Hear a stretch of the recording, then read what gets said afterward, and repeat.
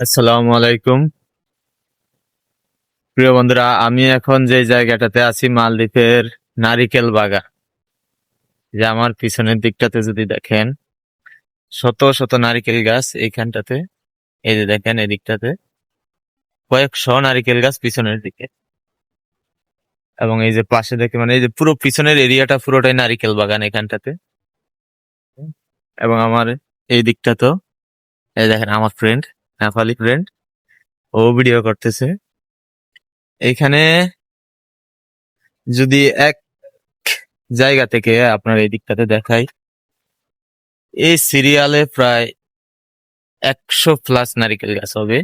এবং এই দিকটাতে যদি দেখাই, পুরো সারিভাবে 2 সারিতে নারিকেল গাছ লাগানো।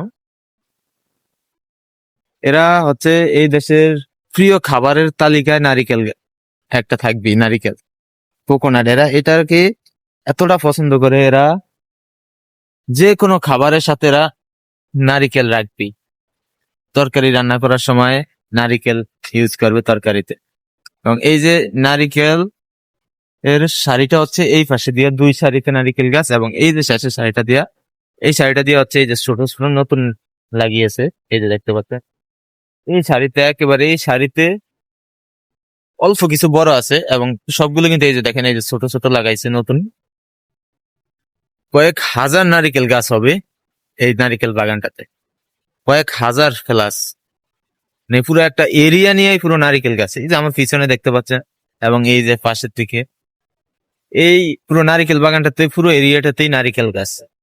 কয়েকশো নারিকেল গাছ, এখানে 1000+ নারিকেল গাছ হবে। এবং এই যে দেখেন ছায়ার জন্য কিন্তু কিছু গাছ লাগিয়েছে, এগুলো আসলে কোনো কাজে লাগে না। এই যে এই গাছগুলো কোনো কাজে লাগে না, কিন্তু এই গাছগুলোর ভিতরে সেম কালারের যে পাতাগুলো দেখতে পাচ্ছেন, সেম এই পাতার কালারে কিন্তু কিছু সাপ থাকে এই গাছগুলোতে।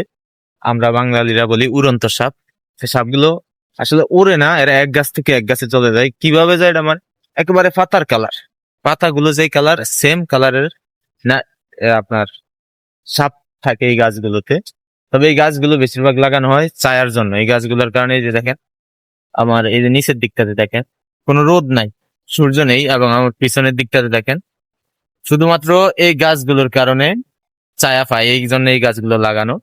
এবং নারিকেল এই যে এই জায়গাটুকু দেখেন 20টা+ নারিকেল গাছ হবে এই সামান্য এই স্পেসটুকু, 20টা+ নারিকেল গাছ। এবং ফাঁসি হচ্ছে সমুদ্র।